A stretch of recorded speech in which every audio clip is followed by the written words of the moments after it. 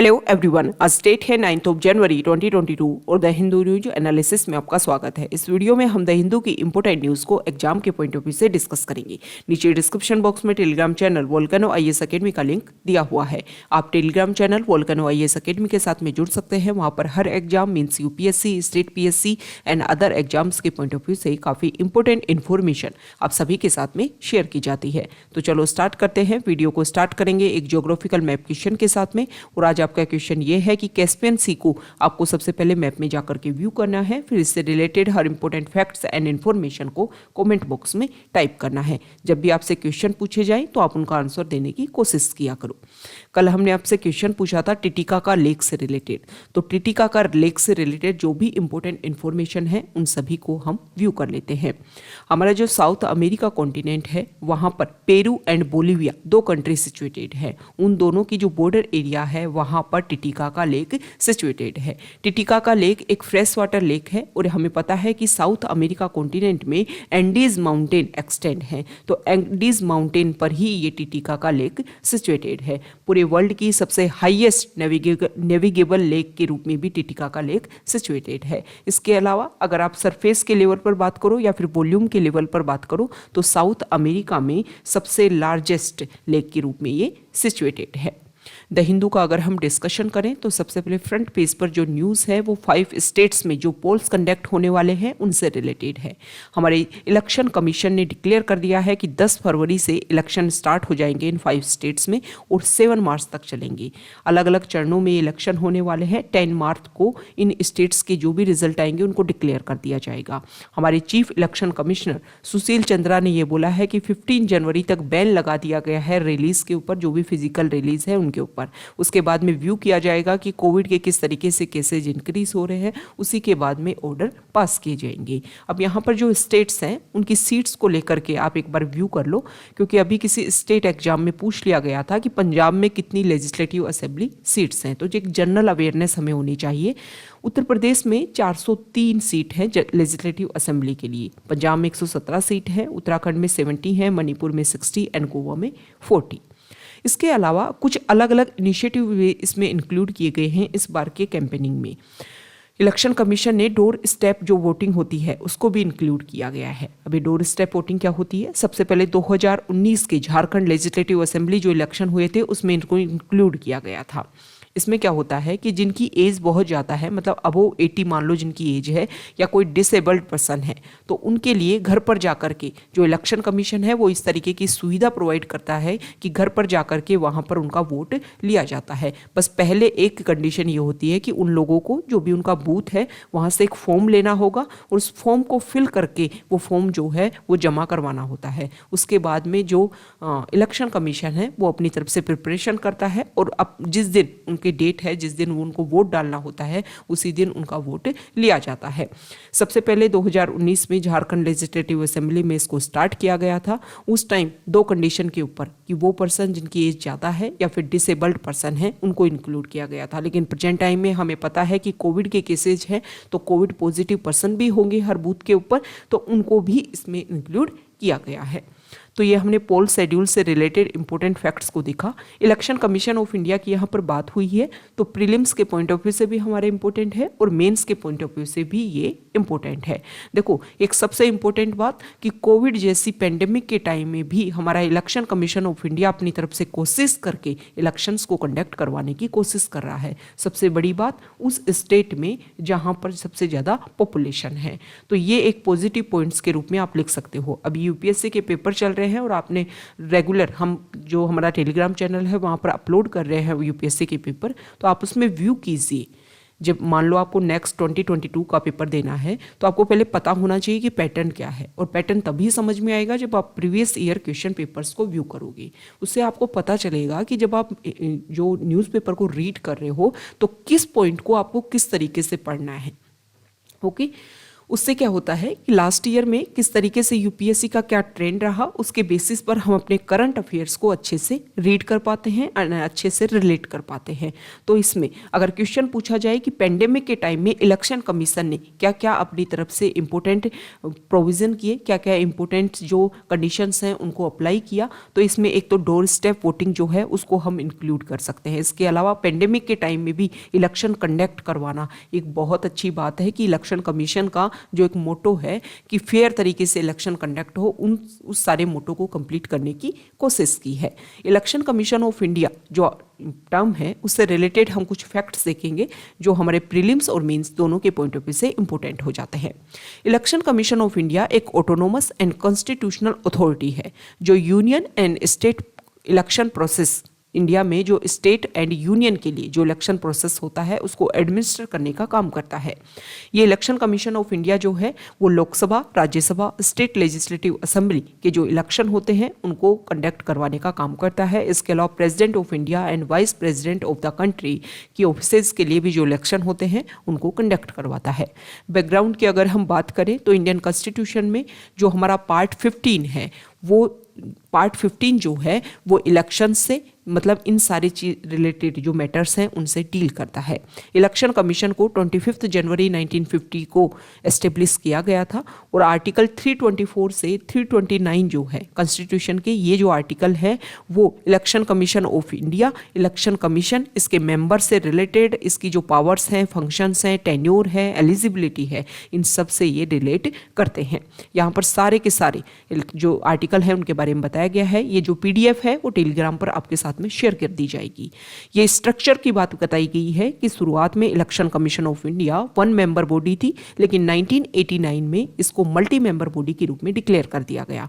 सबसे ज्यादा इंपॉर्टेंट है इसके क्या क्या फंक्शंस होते हैं। हम रेगुलर द हिंदू को प्रेजेंट टाइम में व्यू कर रहे हैं, उससे भी हमें पता चल जाएगा कि कुछ जो वर्क्स हैं, कुछ जो फंक्शंस हैं इलेक्शन कमीशन ऑफ इंडिया के, वो हमारे काफ़ी ज़्यादा क्लियर हो जाएंगे।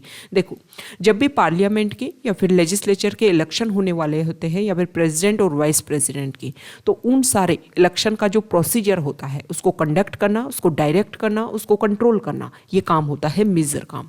दूसरा काम ये होता है कि जब भी कोई जनरल इलेक्शन होने वाले हो, इलेक्शन होने वाले हो, बाई इलेक्शन होने वाले हो, तो उनके लिए क्या शेड्यूल होगा, ठीक है, और किस तरीके से उनको कंडक्ट करवाया जाएगा, ये सब कुछ डिसाइड करने का काम किसका होता है, इलेक्शन कमीशन का। अभी हमने देखा कि पेंडेमिक चल रहा है तो इलेक्शन कमीशन के ऊपर ये जिम्मेदारी थी, भले ही उन्होंने जो हमारी हेल्थ सेक्टर है उनके साथ में डिस्कशन किया, जो हमारी हेल्थ मिनिस्ट्री है, इन सभी के साथ में डिस्कशन किया, लेकिन जो लास्ट जो ऑर्डर पास किया वो इलेक्शन कमीशन ने पास किया।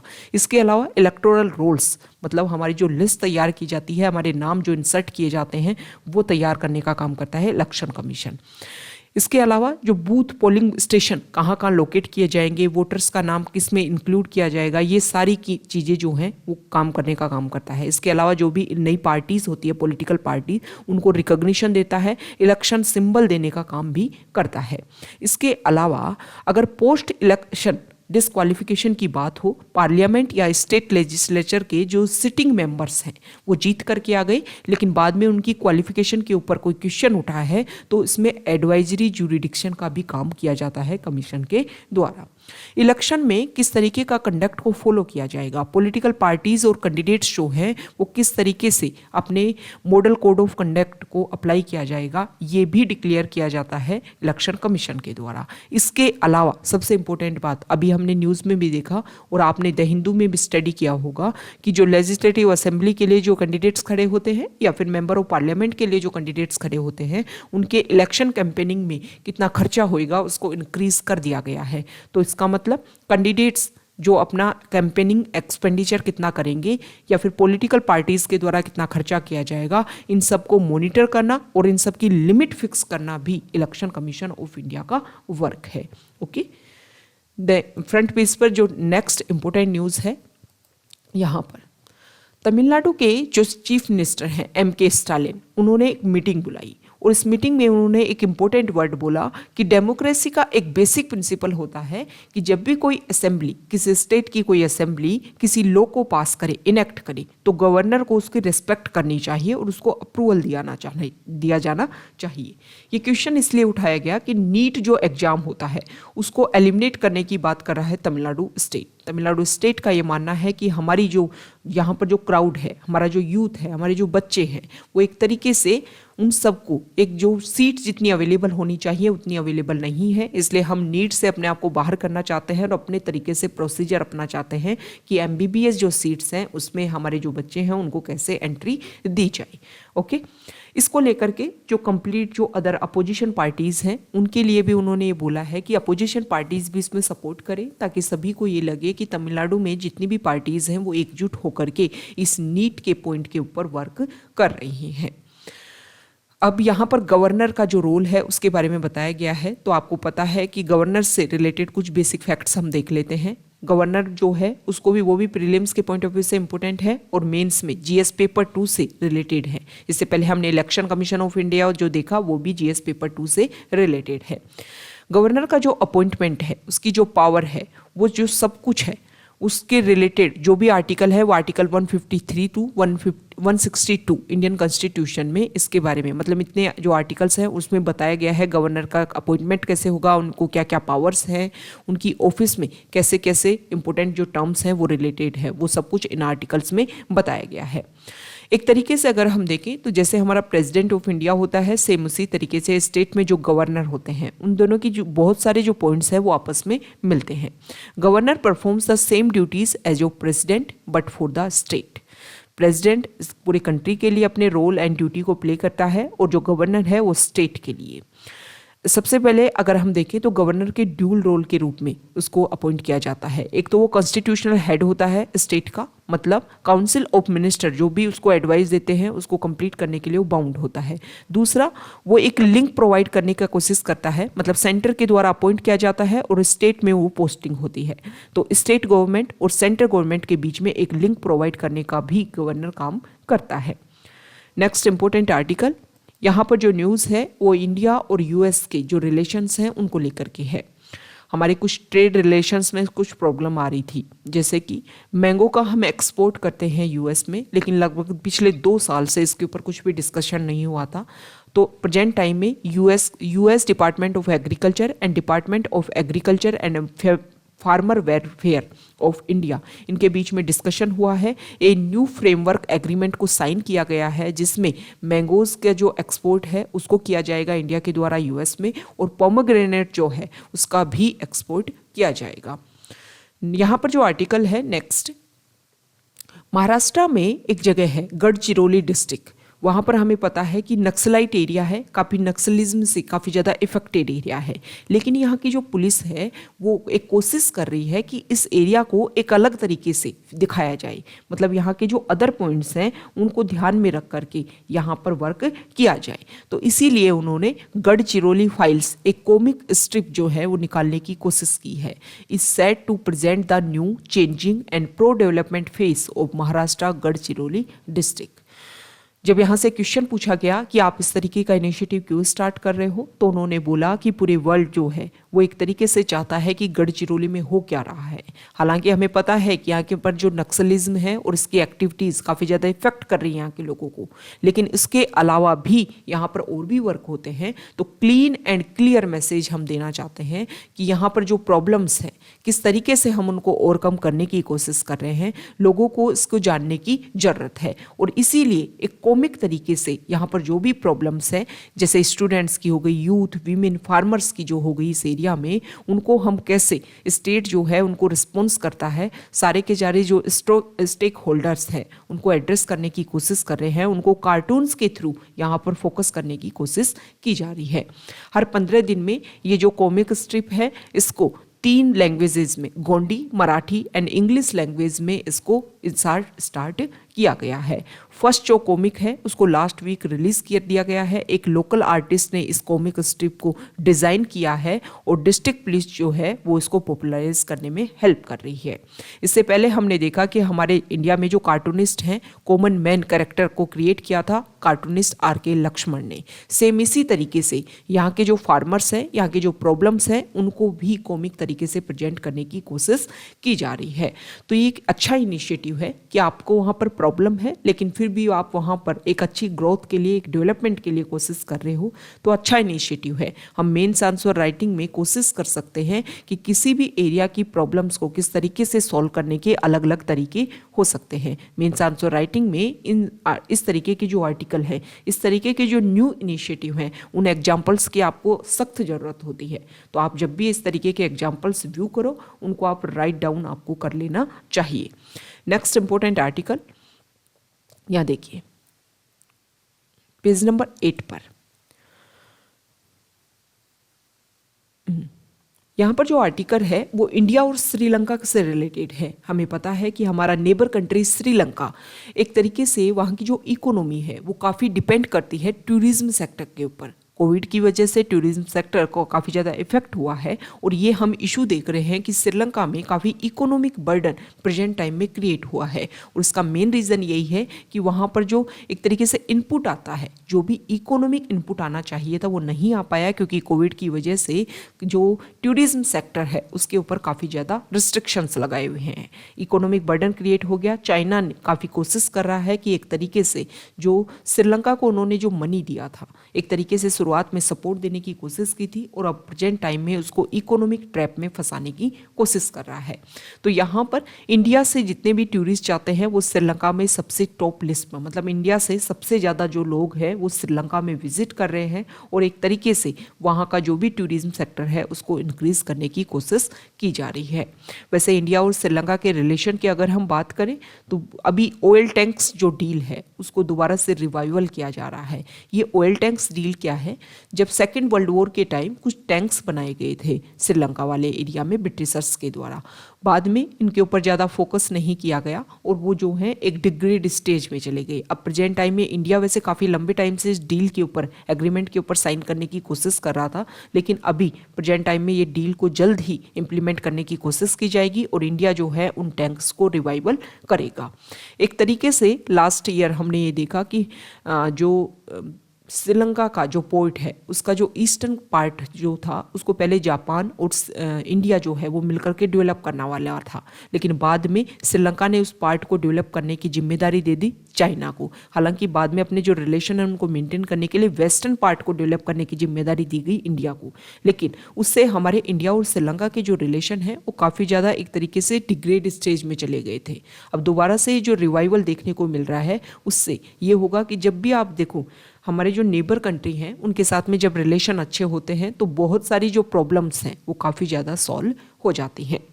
नेक्स्ट इंपॉर्टेंट आर्टिकल, यहाँ पर जो आर्टिकल है वो देखो हमारी जो भी आर्मी है उसको सपोर्ट करने की कोशिश की जा रही है। इस आर्टिकल में ये बताया गया है कि हिंदुस्तान एरोनॉटिक्स लिमिटेड जो है वहाँ पर वो एक्सपेक्ट किया जा रहा है कि जल्दी लाइट कॉम्बैट एयरक्राफ्ट जो है वो फाइनल ऑपरेशन क्लियरेंस उनको दे दिया जाए और इंडियन एयरफोर्स को 2022 तक ये जो भी एयरक्राफ्ट है वो सौंप दिए जाएंगे, ताकि जो हमारी स्ट्रेटजी है, जो भी हमारा डेवलपमेंट है वो और ज़्यादा अच्छे तरीके से हो पाए। Next important article page number 9 पर, यहाँ पर जो आर्टिकल है यहाँ देखिए, जो हमारा आसाम नॉर्थ ईस्टर्न वाला स्टेट है वहाँ पर ओरांग नेशनल पार्क है, वहाँ पर घड़ियाल को दोबारा से री इंट्रोड्यूस किया जा रहा है। 1950s के टाइम ब्रह्मपुत्र जो रिवर है, ब्रह्मपुत्र रिवर सिस्टम से इनको वाइप्ड आउट कर दिया गया था, मतलब ये वाइप्ड आउट हो गए थे, अब दोबारा से यहाँ पर री इंट्रोड्यूस किया जाता है। ये बोला जाता है कि किसी भी वाटर बॉडी में घड़ियाल की जो प्रेजेंट है वो बताता है कि वो वाटर बॉडी में कितना क्लीन वाटर प्रेजेंट टाइम में मौजूद है। अभी कुछ समय पहले हमने देखा कि आसाम टाइगर रिजर्व को एक्सपेंड किया गया है, मतलब उस एरिया को एक्सपेंड किया गया है। पहले जितना एरिया था उसमें लगभग 78 स्क्वायर किलोमीटर जो है वो और ज़्यादा इसमें इंक्लूड किया गया है। इससे क्या होगा, बहुत सारी जो स्पीसीज है उनको प्रिजर्व किया जाएगा। और यहाँ पर लास्ट में ये बताया गया है कि आसाम जो स्टेट है वहाँ पर कौन कौन से नेशनल पार्क सिचुएटेड है। काजीरंगा, मानस, नामेरी, डिब्रू साइखोवा, रायमोना एंड दिहिंग पटकाई। यहाँ पर हमें पता है कि राजीव गांधी जो नेशनल पार्क है उसमें राजीव गांधी जो वर्ड है उसको अभी वहाँ की जो आसाम गवर्नमेंट है उन्होंने सितंबर 2021 में जो राजीव गांधी वर्ड है ओरांग नेशनल पार्क से पहले जो प्रीफिक्स लगा हुआ था जिसको कांग्रेस गवर्नमेंट ने 1992 में दिया था उसको उन्होंने हटा दिया है। ये जो ओरांग नेशनल पार्क है इसको टाइगर रिजर्व के रूप में 2016 में एस्टेब्लिश किया गया था। ओके, तो अब ये जो मैप है आसाम का, इसमें आप जो भी नेशनल पार्क्स हैं उनको व्यू कर लीजिए क्योंकि हमारे एग्जाम के पॉइंट ऑफ व्यू से काफ़ी इंपॉर्टेंट हो जाते हैं। यहाँ पर देखिए ये ब्रह्मपुत्र जो रिवर है वो फ्लो हो रही है, उसके बाद में बांग्लादेश में एंटर कर जाती है। ठीक है, यहाँ पर डिब्रू साइखोवा है, नामेरी है, काजीरंगा है, ओरांग है और ये हो गया मानस नेशनल पार्क। और ये जो एरिया है वो है दिहिंग पटकाई नेशनल पार्क। तो ये जो मैप है वो आपको टेलीग्राम चैनल पर इंसर्ट कर दिया जाएगा। नेक्स्ट इंपॉर्टेंट न्यूज़ यहाँ देखिए, यहाँ पर कोविड को लेकर के बताया गया है कि देखो 15 से 18 साल की जो एज ग्रुप को अभी स्टार्ट किया गया है 3 जनवरी से उनको वैक्सीनेशन देना। तो इसमें बोला गया है कि भारत बायोटेक की जो कोवैक्सीन जो है वो ही उनको दी जाए, गलती से भी जो दूसरी वैक्सीन है वो उनको इंसर्ट नहीं करनी है। Next important article foreign page पर, यहाँ पर जो आर्टिकल है सबसे पहले वो देखो, लिथुआनिया एक यूरोपियन कंट्री है, उसको लेकर के यूएस ट्रेड रिप्रेजेंटेटिव कैथरीन ताई ने एक इंपॉर्टेंट स्टेटमेंट दिया है कि यूएस सपोर्ट करेगा इस लिथुआनिया कंट्री को and European Union in the face of economic coercion from China during a call with EU executive vice president Valdis Dombrovskis USTR said in a statement। Lithuania जो country है अभी हमने discuss किया श्रीलंका की जो इस present time में stage है। ठीक है, सबसे पहले आप लिथुआनिया जो कंट्री है उसके मैप को आप व्यू कीजिए। यहाँ पर ये जो कंट्री है वो लिथुआनिया कंट्री है। यहाँ पर क्या हुआ है कि लिथुआनिया कंट्री को सेम उसी तरीके से जिस तरीके से श्रीलंका को पहले मनी देने की कोशिश की चाइना ने, इसके अलावा यहाँ की जो कंपनीज हैं उनको सपोर्ट करने की कोशिश की, अल्टरनेट ढूंढने की कोशिश की कि चाइना में जो भी प्रोडक्ट बनता है उन सबको यहाँ पर भेजा जाएगा काफ़ी कम प्राइस पर, ताकि यहाँ की जो कंपनीज हैं वो प्रोडक्शन करना स्टार्ट एक तरीके से बंद उनका करवा दिया गया। उसके बाद में यहाँ पर कंप्लीट कैप्चर करने की चाइना जो है वो कोशिश कर रहा है। चाइना इस तरीके के कुछ कुछ पॉइंट्स तो है वो पूरे वर्ल्ड में अपने डेवलप करना चाहता है ताकि हर एरिया को चाइना कवर कर सके। जैसे कि इंडिया में हमने ये देखा कि श्रीलंका हमारा नेबर कंट्री, इसके अलावा जो मालदीव कंट्री है वो भी सेम इसी तरीके से इकोनॉमिक क्राइसिस में चाइना के थ्रू फंस चुका है। एक तरीके से ये जो स्ट्रेटजी है इसको आप इकोनॉमिक डेप्ट स्ट्रेटजी भी बोलते हैं। कई तरीके से जो बिग कंट्रीज हैं वो अदर कंट्रीज को अपने अंडर करने की कोशिश करते हैं। ओके, सेम इसी तरीके से चाइना भी अपनी स्ट्रेटजी को फॉलो कर रहा है। अब लिथुआनिया जो कंट्री है वो भी सेम इसी तरीके की प्रॉब्लम में फंसा हुआ है। तो इसको लेकर के यूएस ने स्टेटमेंट दिया है कि हम आपको इस इकोनॉमिक क्राइसिस से बाहर निकालने की कोशिश करेंगे ताकि आपकी जो इकोनॉमी है वो सेल्फ डिपेंड फॉर्म के ऊपर दोबारा से डेवलप हो सके। अब देखो जो यूएस है वो अपने जो भी मोटिव्स हैं उन सभी को सिद्ध करने की कोशिश करेगा। तो जब भी जो ऐसे कंट्रीज जो डेप्थ में फंसते हैं उनको जब दूसरी कंट्री जो कैप्चर करने की कोशिश करती है उसके भी जो रिजल्ट है वो काफ़ी ज़्यादा नुकसानदायक होते हैं।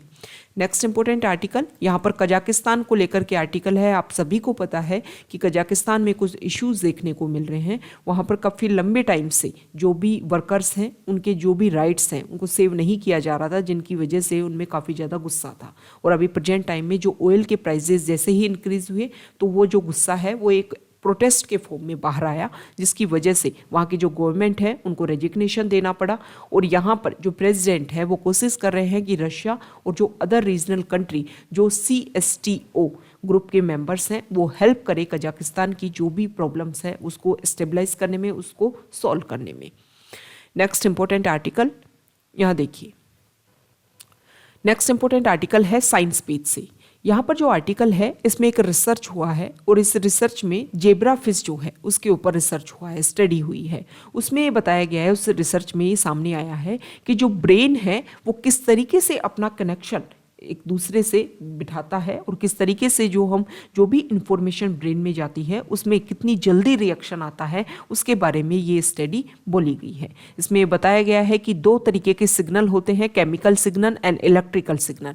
इन सिग्नल के थ्रू कोशिश की जाती है कि जितने भी जो हमारे न्यूरॉन्स हैं उनके बीच में जो 2 न्यूरॉन्स के बीच में जो डिस्टेंस है वो 20 नैनोमीटर्स होता है। तो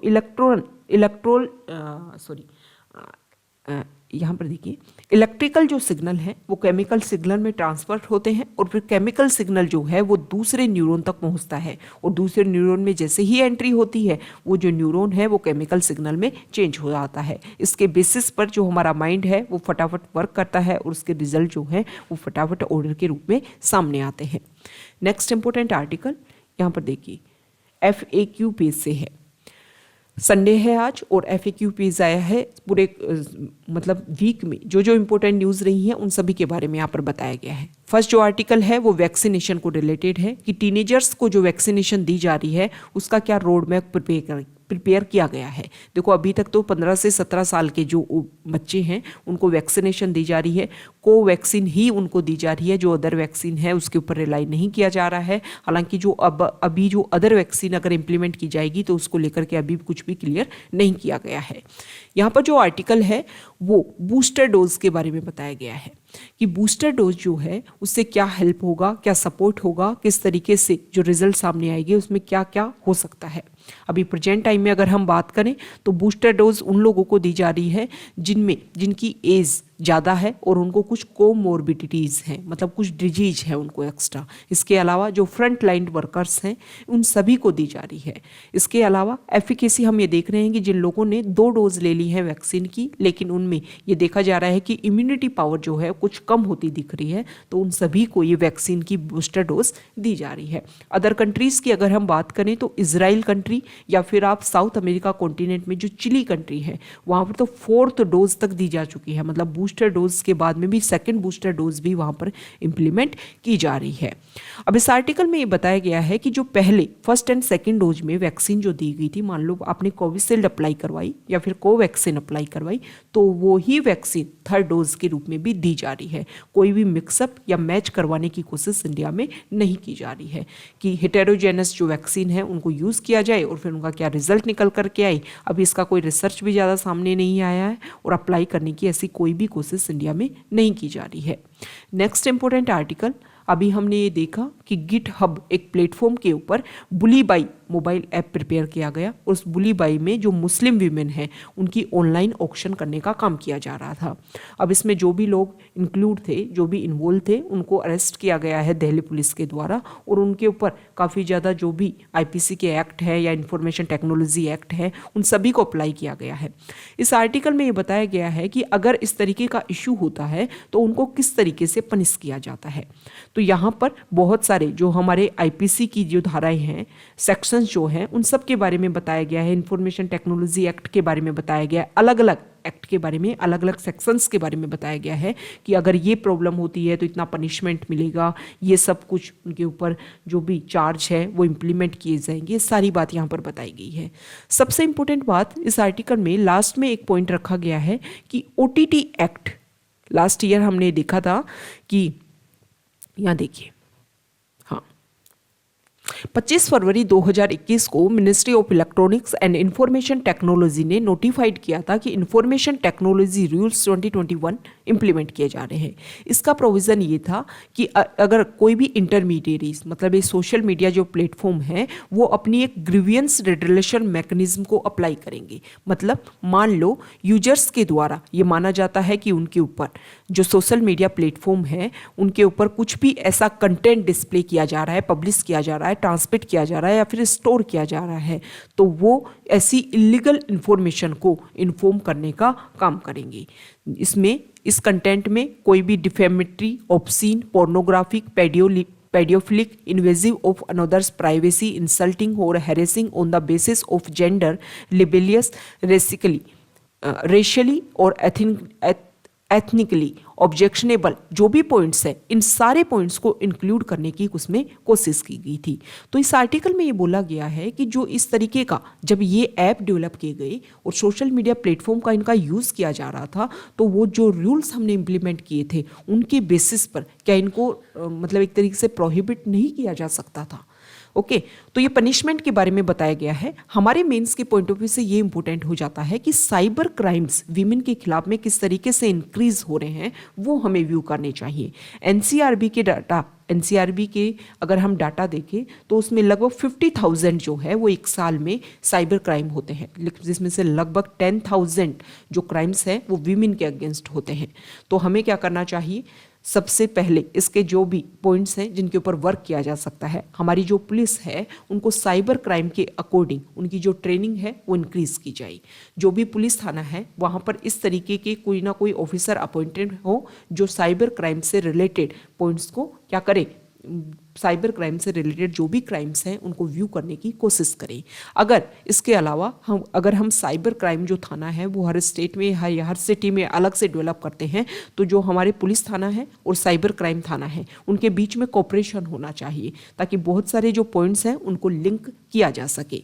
सबसे इंपॉर्टेंट पार्ट, वीमेन के खिलाफ में जो केसेज हैं वो इंक्रीज हो रहे हैं। बहुत सारे सर्वे हमने देखे हैं कि सोशल मीडिया प्लेटफॉर्म्स का सबसे ज़्यादा जो यूज़ है वो वीमेन्स के द्वारा किया जा रहा है। तो उनमें अवेयरनेस होनी चाहिए कि वो किस तरीके से अपने जो भी फ़ोन है या जो भी उनका गैजेट्स है उनको कैसे यूज़ कर रही हैं, उनकी जो भी पिक्चर है वो कैसे अपलोड की जा रही है। ये सब कुछ अवेयरनेस जब तक नहीं होगी, उनको स्किल्स डेवलप नहीं की जाएगी, तब तक इस तरीके के जो क्राइम्स हैं वो इंक्रीज होते रहेंगे।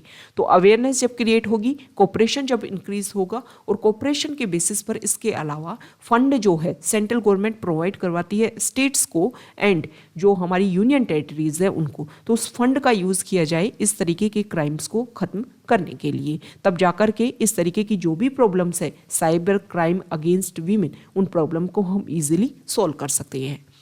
यहाँ पर जो आर्टिकल है वो एक एग्रीमेंट हुआ था 2005 में, हमारी इसरो की एक पार्ट है एंट्रिक्स उसके बीच में और एक देवास जो कंपनी है उनके बीच में। उनमें इस एग्रीमेंट में ये बोला गया था कि हम क्या करेंगे, 2 सैटेलाइट बनाएंगे और उनको लॉन्च किया जाएगा। लेकिन बाद में क्या होता है कि कैग की एक रिपोर्ट आती है और इस रिपोर्ट में ये बोला गया कि एक जो एग्रीमेंट है इसमें कुछ लूप होल्स हैं।